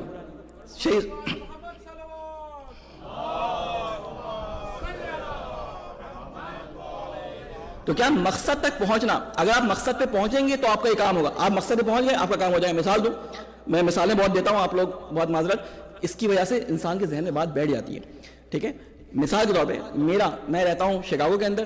میرا ایک بہت ہی بہترین جاب کا انٹرویو ہے جس کی سیلری جو ہے وہ 6 ڈیجٹس کے اندر ہے، اور انہوں نے مجھے بتا بھی دیا ہے کہ آپ کو یہ تیاری کرنی ہے، آپ کا فلاں تاریخ کو انٹرویو ہے. آپ بہترین ٹیچر سے پڑھا کے تیاری کر لیتے ہیں، اور مثال کے طور پہ 25 تاریخ کو آپ کا جو ہے وہ انٹرویو ہے ورجینیا کے اندر مثال کے طور پہ، اور آپ ساری تیاری کر کے بیٹھے ہوتے ہیں اور انتظار کر رہے ہوتے ہیں کہ اب بس انٹرویو ہوا اور میں نے جو ہے وہ پاس ہونا ہے اور میری یہ جاب لگ جانی ہے. 25 تاریخ کو صبح آپ کا فون آتا ہے، بھائی آپ کا انٹرویو ہے. کہتے ہیں جی میرا انٹرویو ہے. تو کہتے ہیں آپ کہاں ہیں؟ کہتے ہیں میں تو یہاں بیٹھا ہوں شکاگو کے اندر. کہتے ہیں کیا مطلب؟ آپ کو تو ورجینیا آنا تھا. یعنی وہ مقصد پہ جب آپ پہنچیں گے تو وہ جاب حاصل ہوگی. مقصد پہ پہنچنے کے بعد نتائج ملنے شروع ہوتے ہیں. اگر آپ یہیں بیٹھے بیٹھے آپ تیاریاں کر کے پوری کی پوری بیٹھ جائیں اور اس جگہ جاب کا انٹرویو دینے نہ پہنچیں تو آپ کو جاب نہیں ملنی. اب وہ ریموٹ کا زمانہ چلا گیا سب. ٹھیک ہے نا. تو اب آپ کو کیا کرنا ہے؟ مقصد تک پہنچنا ہے. تو یہ گناہوں کی بخشش، یہ شفاعت، یہ رزق کی برکت، یہ اس وقت ہے کہ جب آپ مقصد پہ پہنچ جائیں. اگر مقصد پہ نہیں پہنچے اور یہی مقصد بن جائے تو یہ پھر امام حسین کا مقصد نہیں ہے. آپ کا مقصد تو ہو سکتا ہے، امام حسین کا مقصد نہیں ہے. اور امام حسین کا مقصد پوچھنا ہے تو امام حسین کے کلمات کو دیکھنا پڑے گا، امام حسین سے پوچھنا پڑے گا آپ کا مقصد کیا تھا. تو پھر 1000 دفعہ آپ نے یہ جملہ سنا ہوگا، میں پھر اس جملے کو دوہرا دیتا ہوں کہ امام حسین علیہ السلام نے اپنی اس تحریک کا مقصد خود بیان کیا تھا. جب مدینہ سے نکل رہے تھے تو آپ نے کیا بیان فرمایا تھا کہ انی لم اخرج اشرا ولا بطرا ولا مفسدا ولا ظالما. یہ ساری باتیں بیان کرنے کے بعد کیا فرمایا تھا کہ میں خود خواہی کے لیے نہیں نکلا. ٹھیک ہے، میں کسی سیر و تفریح کے لیے نہیں نکلا. ٹھیک ہے نا. ساری باتیں بیان کرنے کے بعد کیا کہا تھا کہ میں امر بالمعروف اور نہی عن المنکر یعنی برائیوں سے روکنے کے لیے نکل رہا ہوں. اور پھر اس کے بعد آخر میں کیا فرمایا تھا کہ میں اس سیرت کو زندہ کرنا چاہتا ہوں جو میرے نانا کی سیرت تھی. میں اس سیرت کو زندہ کرنا چاہتا ہوں جو میرے بابا کی سیرت تھی. یعنی اس کا مطلب ہے کہ امام بتا رہے تھے کہ اس عرصے کے اندر 40-50 سال کے عرصے میں سیرت نبی پامال ہو چکی ہے، سیرت علی پامال ہو چکی ہے. یہی وجہ ہے کہ جب کوفہ میں کچھ لوگوں نے علی کو نماز پڑھتے دیکھا تھا پہلی دفعہ، جب علی علیہ السلام کو ظاہری خلافت ملی تو انہوں نے کہا آج ہمیں رسول خدا کی نماز یاد آ گئی، آج ہمیں رسول خدا کی نماز یاد آ گئی. تو یہ عزیزان میرا سارا خلاصہ بات کا یہ کہ سفیر بننا مشکل ہے، سفیر کہلانا آسان ہے. میرے جیسے بہت سارے لوگ جو اس جگہ بیٹھتے ہیں اپنے آپ کو سفیران حسین ہی کہتے ہیں. یعنی ایک سفیر وہ تھے جو امام حسین کے ساتھ تھے، ایک سفیر وہ ہیں جو دعویٰ کرتے ہیں کہ ہم پیغام کربلا کو پہچانے. پیغام کربلا اصل میں پیغام دین ہے, دین کا پیغام ہے. کربلا کس لیے تھی؟ دین کو محفوظ رکھنے کے لیے, دین کی تحریفات کو ختم کرنے کے لیے, دین کے اندر جو ہے لوگوں کو انوالو کرنے کے لیے یہ کربلا واقع ہوئی تھی. اگر آج کربلا سے وہ دین محفوظ ہوتا ہوا نظر نہیں آ رہا, ہم تمام عزاداریاں اپنی کرنے کے باوجود برائیوں سے نہیں رک رہے, ہم تمام اپنی نمازیں پڑھنے کے باوجود برائیوں سے نہیں رک رہے, تو نہ یہ عزاداری ہمیں فائدہ پہنچا رہی ہے, نہ یہ نماز ہمیں فائدہ پہنچا رہی ہے.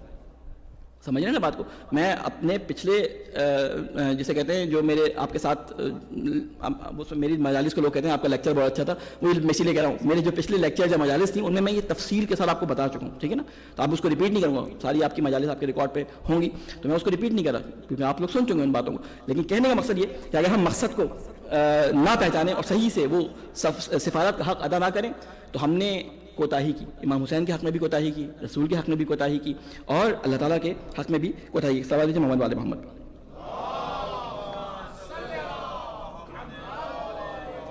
بس اپنی گفتگو کو آخری جو حصے تک پہنچاؤں. کل میں نے آپ کے سامنے بیان کیا تھا کہ یزید نے امام حسین سے بیعت کیوں کی تھی, اور اس کا خلاصہ میں آپ کو بیان کر دوں کہ یزید نے یہ دیکھا تھا کہ اگر مجھے حکومت کرنی ہے تو مجھے ان لوگوں پہ جو میرے سامنے نظر آ رہے ہیں ان کو دولت سے دبانے میں, ظلم کے ساتھ دبانے میں, کنٹرول کرنے میں کوئی مشکل نہیں ہوگی. مجھے اس کو کنٹرول کرنا ہے کہ جو میری حکومت کے سامنے سینہ تان کے کھڑا ہو سکتا ہے, اور اگر وہ کنٹرول میں آ گیا, وہ میری بیعت کر لے, تو ان تمام لوگوں کے لیے ایک اتھینٹسٹی بھی ہو جائے گی. اس لیے اس نے 3 یا 4 لوگوں کو ٹارگیٹڈ پیغام الگ سے بھجوایا کہ ان سے ضرور بیعت لینی ہے. ان میں سے ایک امام حسین علیہ السلام تھے, اور وہ 2 بھی فرار کر گئے. لیکن امام حسین علیہ السلام نے کیا کیا, بڑھے ان لوگوں کی طرف جنہوں نے یزید کے خلاف جنگ کرنے کے لیے امام حسین کو بلایا تھا. ٹھیک ہے, پہلے خیر مدینہ سے لوگ کہیں اور نکلے, مکہ کی طرف نکلے, لیکن مکہ سے جو نکلے وہ کوفہ والوں کی طرف نکلے.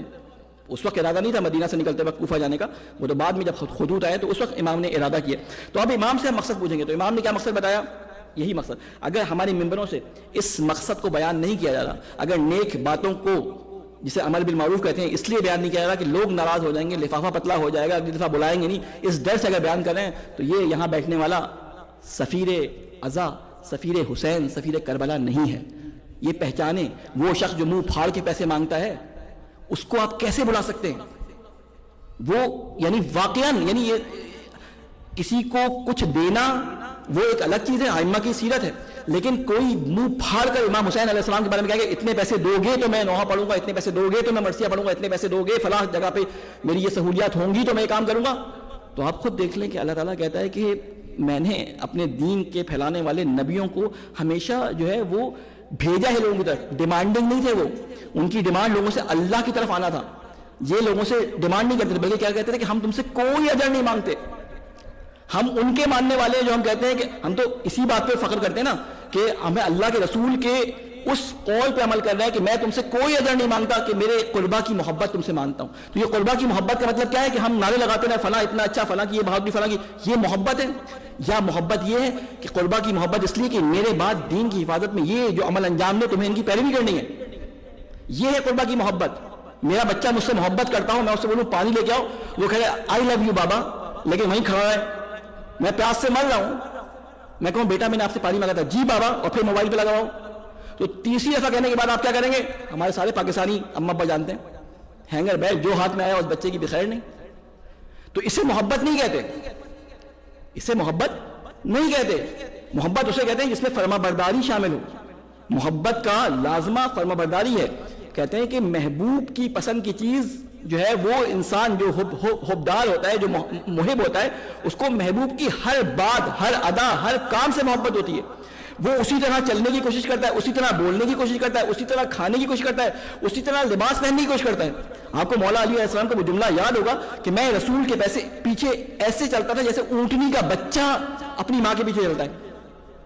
خطبہ آپ کو مولانا علی کا مشہور خطبہ ہے, اس کا جملہ ہے, آپ کے ذہن میں ہوگا. کیا مطلب ہے؟ اونٹنی کا بچہ کیسے چلتا ہے؟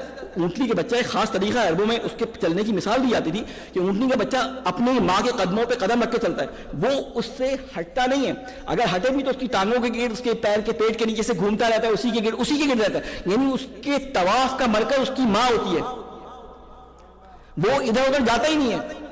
تو یہ مثال مولا نے ایسی تو نہیں دے دی تھی, یہ بتائی تھی کہ تمہاری زندگی کی چرخش, تمہاری زندگی کا چرخہ اسی امامت, اسی جسے کہتے ہیں کہ ولایت کی گرد گھومنا ہے.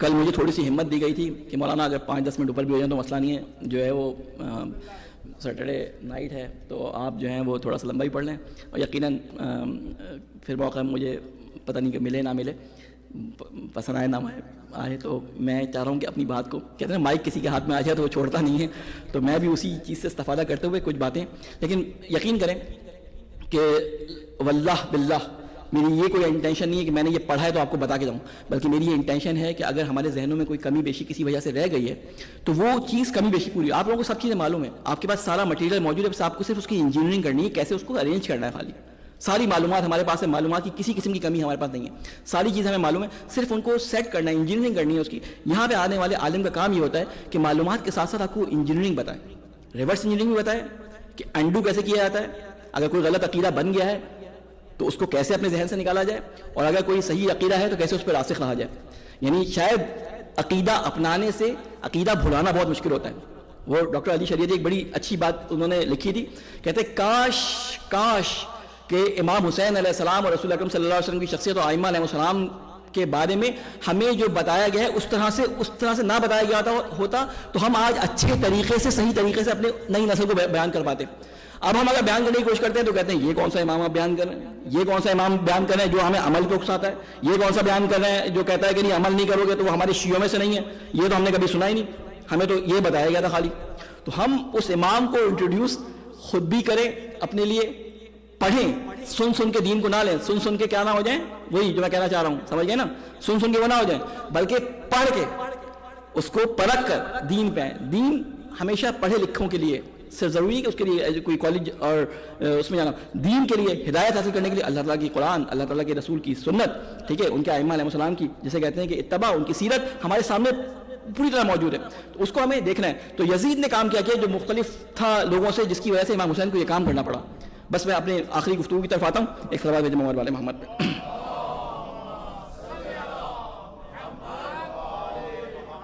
ایک اور صلوات بھیجیں محمد والے محمد۔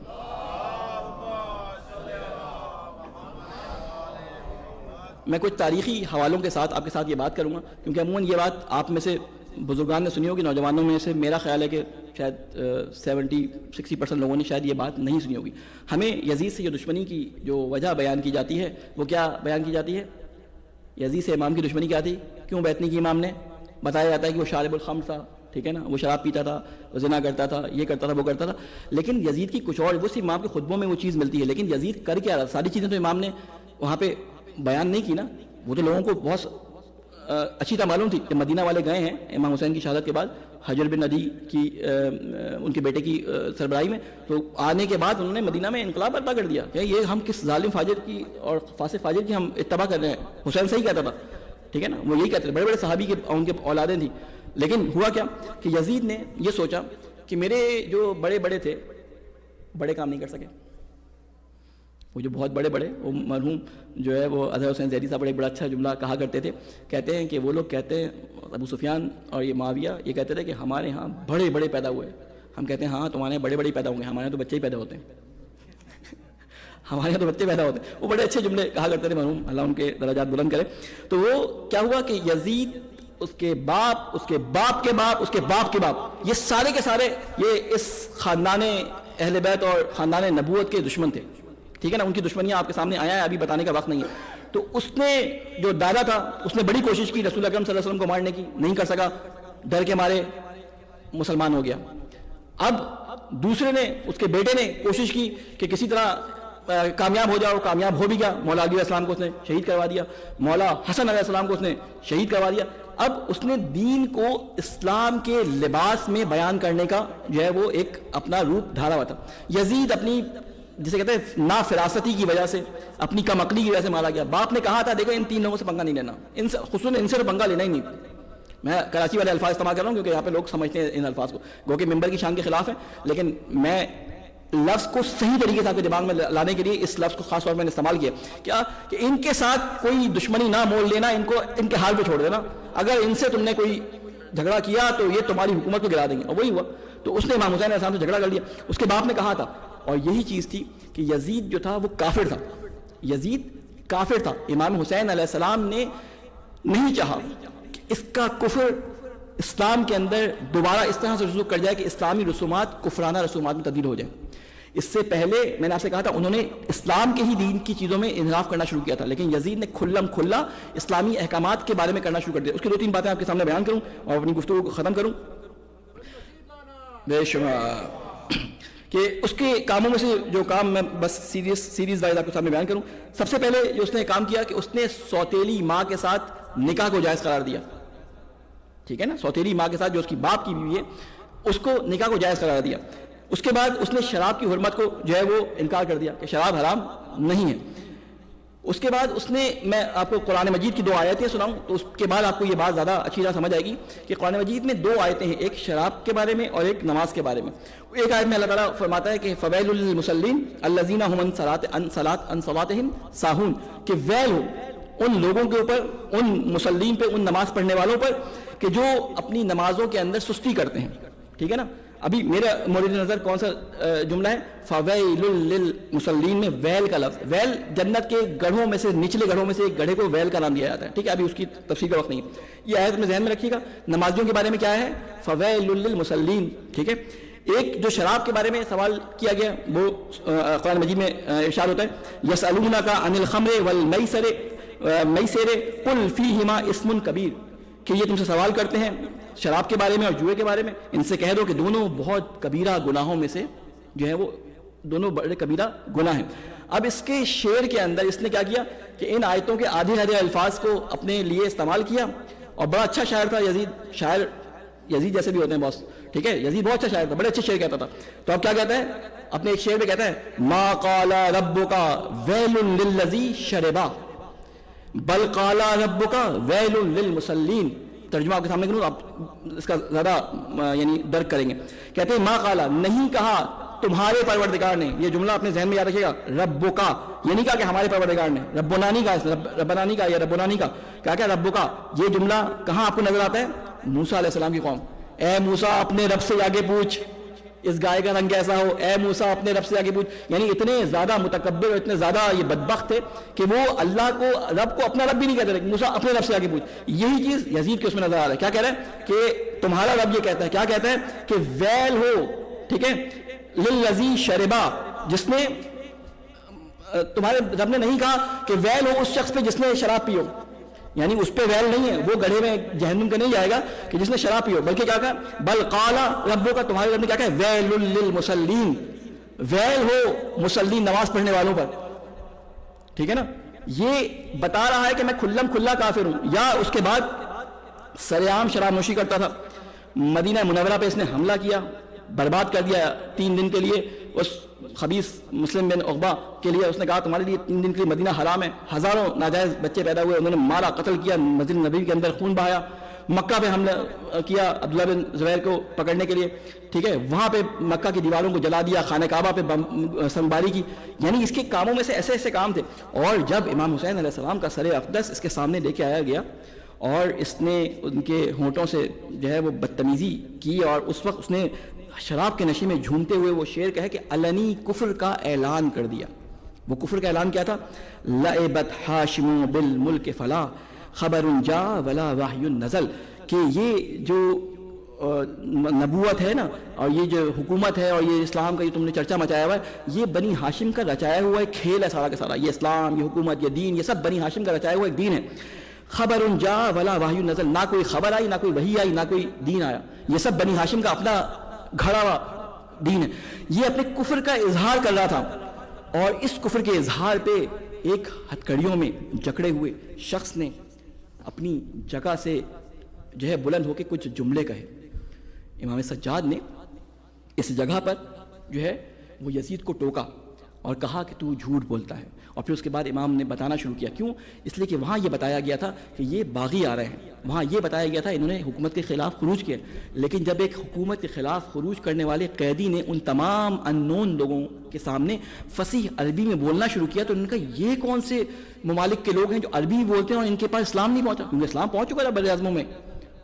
تو انہوں نے کہا یہ کون ہے؟ پھر انہوں نے بتانا شروع کیا انا ابن مکہ انا ابن صفا و مروہ، کہ میں مکہ کا بیٹا ہوں، میں صفا و مروہ کا بیٹا ہوں، میں زمزم کا بیٹا ہوں. یعنی بی بی زینب نے اور امام سجاد نے وہ خطبہ دیا، یزید کے سامنے لوگوں کے اندر ہلچل پیدا ہونی شروع ہوئی، اور لوگوں یہودی نے اٹھ کے شروع کرنے کہ تم نے کس کے بچوں کو، اپنے رسول کے اولاد میں سے تم نے ان کو قتل کر دیا، رسول کے بیٹے کو قتل کر دیا.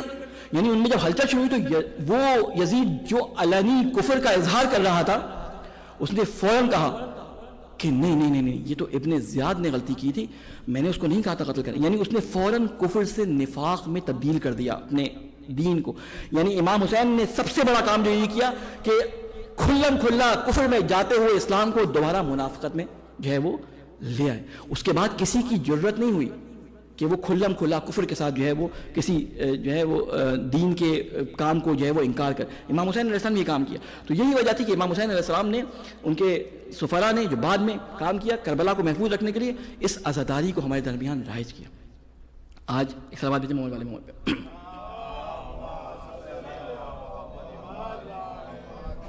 آج کربلا کے اسیران کی اسیری اور ان کی تکلیفوں اور ان کے ساتھ ہونے والے جو مصائب ہیں، کوشش کروں گا اس میں سے کچھ ذکر کروں، لیکن سفیران کربلا کے ذکر سے میں آپ کے سامنے جو ہے وہ آغاز کروں گا کہ پہلا قاصد، پہلا سفیر جو مولا حسین علیہ السلام کا تھا وہ کون تھا؟ امام حسین علیہ السلام کے چچا بھائی حضرت مسلم بن عقیل. مسلم بن عقیل کون ہیں؟ عموماً مصائب میں ہم ان کے بارے میں سنتے ہیں.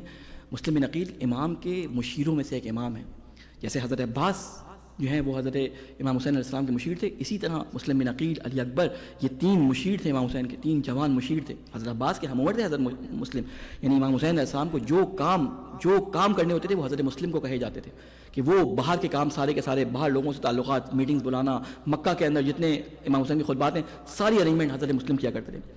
اور انہوں نے امام حسین علیہ السلام کے سامنے چونو چرا کبھی نہیں کی. جیسے عباس کے بارے میں کہتے ہیں نا کہ عباس نے کبھی حسین کے سامنے جو ہے وہ اپنی آواز کو نہ بلند کیا، نہ حسین کے کسی فیصلے پر جو ہے وہ آرگیو کیا. بالکل اسی طرح مسلم علیہ السلام نے یہ کام کیا. جب امام حسین علیہ السلام نے کہا مسلم آپ کربلا جائیے، اور یہ خط لکھا کہ میں اپنا سفیر، اپنا بھائی، اپنا چچا زاد بھائی تمہارے درمیان بھیج رہا ہوں، اس کے ہاتھ پر بیعت کرو. یہ نہیں کہا اس کے ہاتھ پہ میری بیعت کرو، کہا اس کے ہاتھ پر بیعت کرو. یعنی مسلم کی بیعت گویا کہ امام حسین علیہ السلام کی بات. یعنی سفیر اگر پوری اپنی اختیارات کو اور اپنے فرائض کو انجام دے تو اس کا مطلب ہوتا ہے کہ گویا کہ وہ امام کے، سفیر کے ہاتھ پہ بیعت گویا کہ امام کے ہاتھ پہ بیعت ہے. لیکن حضرت مسلم کے ساتھ کیا کیا؟ حضرت مسلم علیہ السلام کو کوفہ کے اندر جسے کہتے ہیں کہ وہ اپنے لوگوں کے دغا کی وجہ سے شہید کر دیا گیا.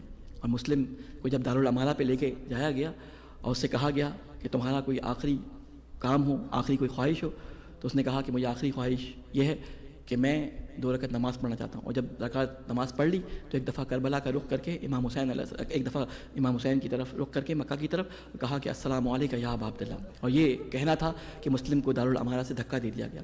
جب مسلم کو دارالامارہ سے دھکا دیا گیا تو مسلم کی گردن کو جدا کر دیا گیا تھا. جب امام حسین علیہ السلام کو راستے میں کچھ لوگ ملے، انہوں نے جب مسلم علیہ السلام کے بارے میں پوچھا تو کہا کہ مولا ہم آپ کو کیا بتائیں، جب ہم کوفہ سے چلے تھے تو مسلم اور ہانی کی لاشوں کو گھوڑوں سے باندھ کر جو ہے وہ کربلا کی زمین پہ کھینچا جا رہا تھا. میں کہوں گا کہ یہ وہ سفیر تھے جنہوں نے حق ادا کر دیا. ان کو معلوم تھا کہ ابھی میرے مولا نے یہاں سے گزرنا ہے، میرے مولا کے بچوں نے ان کی خواتین نے یہاں سے گزرنا ہے. میں کہوں گا مسلم ہاں تم نے بہت بڑا کام کیا، یہ راستے کے پڑے ہوئے پتھر اور کانٹوں کو تم نے اپنی لاش سے صاف کر دیا. ارے گھوڑے سے سڑکوں پہ مسلم کی لاشوں کو پھرایا جا رہا تھا، یہ کنکر اور یہ جو کانٹے تھے یہ مسلم صاف کرتے جا رہے تھے. ارے مسلم نے اپنا حق ادا کر دیا. اس کے بعد سفیران کا سلسلہ شروع ہوا. ایک مسلم کے سفیر، ایک مولا کے سفیر زہیر قین تھے کہ جنہوں نے جا کے رجز جب پڑھی ہے، وہ رجز ابھی نہیں پڑھوں گا، اس رجز میں جا کے انہوں نے امام حسین علیہ السلام کے بارے میں جب بیان کیا ہے تو بہت سارے لوگ ہمارے ساتھ کے لشکر سے امام حسین علیہ السلام کے پاس آنا چاہتے تھے جن کو راستے میں قتل کر دیا گیا. یہی ایک شخص تھا کہ جس کو مولا حسین علیہ السلام نے انتخاب کیا کہ نماز پڑھنا چاہتا ہوں، زہیر میرے سامنے کھڑے ہوں. زہیر کو سامنے کھڑا کیا، ایک طرح سعید کو کھڑا کیا اور حکم دیا کہ زہیر ان تیروں کو، اے سعید ان تیروں کو تمہیں آنے سے روکنا ہے. امام حسین نے نماز پڑھی، وہ سارے تیر زہیر نے اپنے جسم پہ لیے. آپ کو سارے واقعات سنے ہوئے. وہ زہیر وہاں پہ شہید ہو گئے. لیکن میں ایک جملہ سے زہیر کا آپ کو بیان کرنا چاہوں گا کہ جب زہیر کو امام حسین علیہ السلام نے پیغام دیا تھا تو زہیر جاتے وقت اپنی زوجہ سے کہہ کے گئے تھے کہ آج سے تم ہماری طرف سے آزاد ہو، تم اپنے بھائی کے ساتھ کوفہ چلی جاؤ. شاید زہیر کے ذہن میں یہ بات ہو کہ کوفہ میں شاید انہی مستورات کی مدد کرنے میں ان کی کوئی ہیلپ کرے. تو اب یہ مسلم کی زوجہ، زہیر کی زوجہ کوفے میں تھی. جب یہ کاروان کوفہ سے چلا ہے، کوفہ کی طرف چلا ہے کربلا سے، تو آپ کو معلوم ہے کہ زہیر کی زوجہ انتظار کر رہی تھی. اس نے دیکھا کہ مختلف سر آ رہے ہیں. اس نے جب زہیر کا سر دیکھا تو اپنے غلام کو بلایا. غلام کو بلانے کے بعد کہتی ہے اے غلام میں تجھے آزاد کر دوں گی، لیکن بس تجھے میرا ایک کام کرنا ہے. کہتی ہے آقا زادی آپ بتائیں کیا کام کرنا ہے؟ کہتی ہے کہ یہ کفن ہے. تمام حسین کے اور ان کے ساتھیوں کے لاشوں کو تو کفن مل گیا ہوگا، بنی ہاشم کو زہیر کا کوئی چاہنے والا کوئی جاننے والا موجود نہیں ہے. یہ کفن لے کر جا اور زہیر کی لاش کو بھیجا دے. اب یہ غلام وہاں سے نکلتا ہے، کفن لے کے جاتا ہے. اب یہ خاتون مسلسل چھت پہ ٹہلتی ہے. کہتی ہے کہ اب غلام گیا ہوگا، اب یہ کربلا پہنچا ہوگا، اب اس نے زہیر کو دیکھا ہوگا، اب کفن دیا ہوگا، اب واپس آیا ہوگا. ارے اسی طرح انتظار میں ٹہلتے ٹہلتے دیکھتی ہے کہ غلام دور سے آ رہا ہے. ارے پوچھتی ہے تو نے کام کر دیا. غلام شرمندگی سے آنکھوں کو چکا دیتا ہے. کہتا ہے آقا زادی مجھے معاف کرنا. کہتے کیا ہوا؟ کہتا ہے کہ میں نے اس زہیر کو کفن نہیں دیا. کہتے میں تجھے آزاد نہ کروں گی، میں نے تجھے کہا تھا زہیر کو کفن دینا. کہتے ہیں آقا زادی آپ نے ایک کفن دیا تھا، وہاں تو 72 لاشیں بے گولوں کفن پڑے تھے. ارے مجھے شرم آئی کہ حسین رسول کا بیٹا بے گولوں کفن ہو تو میں زہیر کو کفن دے دوں. ارے یہ واقعہ گزر گیا. ارے 11 محرم کا دن تھا جب بنی اسد والوں کو یہ حیا آئی کہ ان لاشوں کو دفنا دیا جائے. ارے لاشوں کو جب دفنانے کے لیے آئے تو لاشوں کے سروں پہ سر موجود نہیں تھے. ارے بنی اسد والے بھی پریشان تھے، سروں کو ان بغیر سروں کی لاشوں کو کیسے دفنا ہے. کیا دیکھتے ہیں دور سے ایک سوار آ رہا ہے. ارے امام زین العابدین اللہ کی قدرت سے وہاں پہنچتے ہیں. کہتے ہیں میں بتاتا جاتا ہوں کون سا لاشا کس کا ہے، اس کو دفنا دینا. ارے سارے لاشوں کو امام زین العابدین کے کہنے کے مطابق دفناتے ہیں. ارے بھائی کو دفنا دیتے ہیں، بابا کو دفنا دیتے ہیں، چچا کو دفنا دیتے ہیں. بابا کی قبر پہ آگے لکھتے ہیں ارے حاضر حسین الذی قتل فی الکربلاء تشہنا، کہ یہ میرا باپ حسین ہے جس کو کربلا میں پیاسا شہید کر دیا گیا. ارے بعض روایات میں ملتا ہے کہ حضرت علی اکبر کے پاس جاتے ہیں، ان سے درد دل کرتے ہیں، لیکن آخری وقت میں جب مولا ابوالفضل عباس کے پاس چچا عباس کے پاس جاتے ہیں تو اپنا درد دل بیان کرنا شروع کرتے ہیں. ارے کہتے ہیں چچا ارے آپ کے لیے بازو کٹانا آسان تھا، آپ کے بعد ارے میری پھپھیوں کے سر سے رداء چھٹ گئی، آپ کے بعد ارے میری پھپھیوں کے ہاتھوں میں رسن بن گئے. ارے چچا ارے اسیروں کے ساتھ کربلا سے کوفہ جانا مشکل تھا. ارے یہ کہتے ہیں کہ ایک چٹائی لے کے آؤ، میں اپنے چچا کو دفناؤں گا. چچا کو دفنا دیتے ہیں. میں کہوں گا ارے امام زین العابدین آپ نے اپنے بابا کو دفنا دیا، آپ تو قدرت کے اللہ کی قدرت سے پہنچ گئے، لیکن وہ بیٹی سکینہ، وہ بہن زینب جس نے اپنے بھائی کو اپنے بابا کو بے گولوں کفن دیکھا تھا، ارے وہ زندان میں بے تاب ہے. ارے انہوں نے اپنے باپ کا آخری دیدار نہ کیا. وَسَيَعْلَمُ الَّذِينَ ظَلَمُوا أَيَّ مُنْقَلِبٍ يَنْقَلِبُونَ. بار اللہ تجھے واسطہ ہے محمد والے محمد کا، ہماری اس خلیصی بات کو اپنی بارگاہ میں قبول مقبول فرما. اے اللہ تجھے واسطہ ہے محمد والے محمد کا، ان آنسوؤں پہ جو آنکھوں سے بہ رہے ہیں ان پہ اپنی رحمت اور کرم فرما. اے اللہ ہم سے جو گناہ جان بوجھ کر سرزد ہوئے اے اللہ ان کو بھی معاف فرما. اے اللہ وہ گناہ جو ہم سے بے خطا اور بے جانے بوجھے ہم سے ادا ہوئے اے اللہ ان کو بھی معاف فرمانا. اے اللہ ہمارے بزرگان جو دنیا سے جا چکے ہیں ان کی قبروں پہ اپنی رحمت نازل فرما. اے اللہ ہماری اس نوجوان نسل پہ، ہمارے ان بچوں پہ، ہمارے ان جوانوں کے دلوں میں محب محمد و آل محمد کو راسخ فرما. اے اللہ کربلا کے پیغام کو، حسین کے پیغام کو سمجھ کر اپنی زندگی میں اس کو اپنانے کی ہم سب کو توفیق عطا فرما. اے اللہ اس سزداری سے صحیح فائدہ اٹھانے کی ہم سب کو توفیق عطا فرما. اے اللہ جہاں جہاں مسلمان ظلم کا شکار ہیں اے اللہ ظلم سے ان کو نجات عطا فرما. اے اللہ ہمیں ان کے حق میں آواز اٹھانے کی توفیق عطا فرما. اے اللہ تجھے واسطہ ہے محمد والے محمد کا ہمارے امام کی حفاظت فرما. ہمیں ان کے ناصر عوام میں شامل فرما. ماتم حسین.